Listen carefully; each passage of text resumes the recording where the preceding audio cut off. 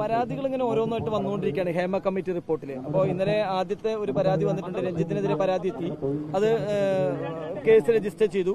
ഇനി മുകേഷിനെതിരെ പരാതി ഇപ്പോൾ നൽകിയിട്ടുണ്ട് ബിനു മുനീർ എന്ന നടി.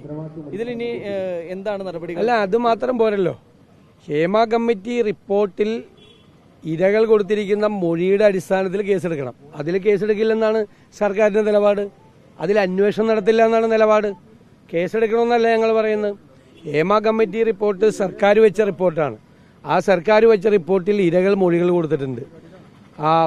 ഒരു ക്രിമിനൽ പരമ്പരകൾ തന്നെ ലൈംഗിക ചൂഷണത്തിൻ്റെ നടന്നിട്ടുണ്ട്. അതിന്മേൽ അന്വേഷണം നടത്തി കേസെടുക്കണം എന്നാണ് പ്രതിപക്ഷത്തിൻ്റെ നിലപാട്. അത് ആദ്യത്തെ ദിവസം മുതൽ ഞങ്ങളുടെ നിലപാടാണ്. അതിൽ ഒരു മാറ്റമില്ല. ഗവൺമെൻറ് ഇപ്പോൾ ജസ്റ്റിസ് ഹേമ കമ്മിറ്റി റിപ്പോർട്ടിൽ മൊഴികൾ കൊടുത്തിരിക്കുന്ന ആളുകളെ രക്ഷപ്പെടുത്താൻ വേണ്ടി നടത്തുന്ന ശ്രമമാണ്.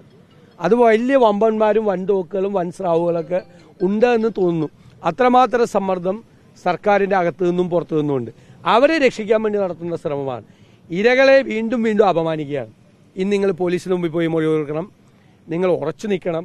ഏത് ലൈംഗിക അതിക്രമ കേസിലാണ് എന്ത് കണ്ടീഷനാണ് ഇരകളോട് ഈ പാവങ്ങളോട് പറയണത്? നിങ്ങൾ ഉറച്ചു നിൽക്കണം എന്നെല്ലാം പറയുന്നത്. ഇതെല്ലാം അതിനുശേഷം വന്ന കാര്യങ്ങളാണ്. അതിനുശേഷം വന്ന കാര്യങ്ങൾ അന്വേഷിച്ചോട്ടെ, നടപടിയെടുത്തോട്ടെ, അന്വേഷണം നടത്തിയിട്ട് കേസെടുത്തോട്ടെ. പക്ഷേ ഹേമ കമ്മിറ്റി റിപ്പോർട്ടിൽ ഗൗരവതരമായ മൊഴികളുണ്ട്. ആ മൊഴികൾ അത് തന്നെ ഒരു ഒഫൻസ് കമ്മിറ്റ് ചെയ്തു എന്നുള്ളതിൻ്റെ തെളിവാണ്. എന്നിട്ട് അതിന്മേൽ അന്വേഷണം നടത്താത്തത് തെറ്റായ നടപടിയാണ്. അത് നടത്തിയേ പറ്റൂ. അത് ശ്രദ്ധയിൽപ്പെട്ടിട്ടുണ്ട്. ശ്രദ്ധയിൽപ്പെട്ടപ്പോൾ തന്നെ വ്യക്തിപരമായി ഞാൻ കോൺഗ്രസ് നേതൃത്വത്തെ അറിയിച്ചിട്ടുണ്ട്, നടപടിയെടുക്കണമെന്ന് ആവശ്യപ്പെട്ടിട്ടുണ്ട്. ഇത്തരത്തിലുള്ള ഒരാളുകളെയും കോൺഗ്രസുമായിട്ടുള്ള ബന്ധപ്പെട്ട ഒരു സംഘടനകളിലും വെച്ചു പൊറിപ്പിക്കാൻ പാടില്ല എന്നാണ് നിലപാട്. നടപടിയെടുക്കണമെന്ന് നേതൃത്വത്തോട് ആവശ്യപ്പെട്ടിട്ടുണ്ട്. ഉചിതമായ നടപടി സ്വീകരിക്കും എന്ന് തന്നെയാണ് ഞാൻ കരുതുന്നത്.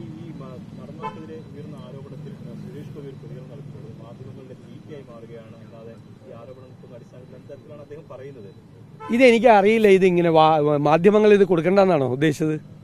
ഒരു കേന്ദ്രമന്ത്രി ഇങ്ങനെയാണ് പറയുന്നത്. അദ്ദേഹം ആ ഫീൽഡിൽ പ്രവർത്തിക്കുന്ന ആളല്ലേ. അദ്ദേഹത്തിന്റെ സഹോദരി തുല്യരായ ആളുകൾക്കെതിരായിട്ടല്ലേ അവരല്ലേ ഈ പരാതികൾ കൊടുക്കുന്നത്. അപ്പം മാധ്യമങ്ങൾ ആ വാർത്ത കൊടുക്കേണ്ടെന്നാണോ ഇവർ ഉദ്ദേശിക്കുന്നത്? അതായത് പ്രതിപക്ഷത്തെക്കുറിച്ചും പറയുന്നുണ്ട്, പ്രതിപക്ഷം മിണ്ടരുത്, മാധ്യമങ്ങൾ സംസാരിക്കരുത്. എന്നിട്ട് ഈ ആളുകൾക്ക് മുഴുവൻ വീണ്ടും ഈ രംഗം ഇത് ചില തെറ്റുകൾ സംഭവിക്കുന്നു. ആ തെറ്റുകൾ തിരുത്താൻ വേണ്ടിയിട്ടുള്ള കൂടി സമയമാണ്, ശുദ്ധീകരിക്കാൻ വേണ്ടിയിട്ടുള്ള സമയം കൂടിയാണ്. അത് ഏത് രംഗത്ത് നടന്നാലും ആ ശുദ്ധീകരണ പ്രക്രിയ, നവീകരണ പ്രക്രിയ നടക്കും. അത് നടത്തേണ്ട സമയമാണ്.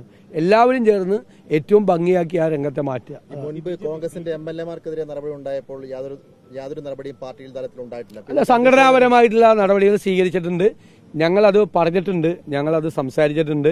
പക്ഷേ ഈ എൽദോസ് കുന്നപ്പള്ളിയുടെ കേസിൽ ആ ജഡ്ജ്മെന്റ് പുറത്തു വന്നപ്പോഴാണ്, ആ ജഡ്ജ്മെന്റോട് കൂടിയാണ് ആ കേസിൽ മറ്റൊരു വശമുണ്ട് എന്ന് കൃത്യമായത്. ഇത് തന്നെയാണ് വിൻസെന്റിന്റെ കേസിലും ഉണ്ടായത്.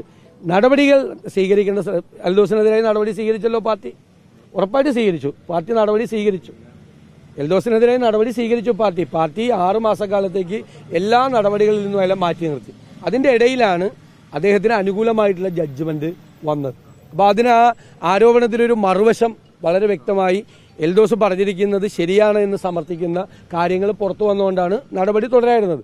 ആദ്യത്തെ നടപടി 6 മാസത്തേക്ക് മാറ്റി നിർത്തുകയാണ്. അദ്ദേഹത്തിന്റെ നിയോജക മണ്ഡലത്തിലടക്കം ഉള്ള എല്ലാ നടപടികളിൽ നിന്നും അദ്ദേഹത്തെ മാറ്റി നിർത്തി. അന്ന് സംസാരിച്ച ഒരാളല്ലേ ഞാൻ.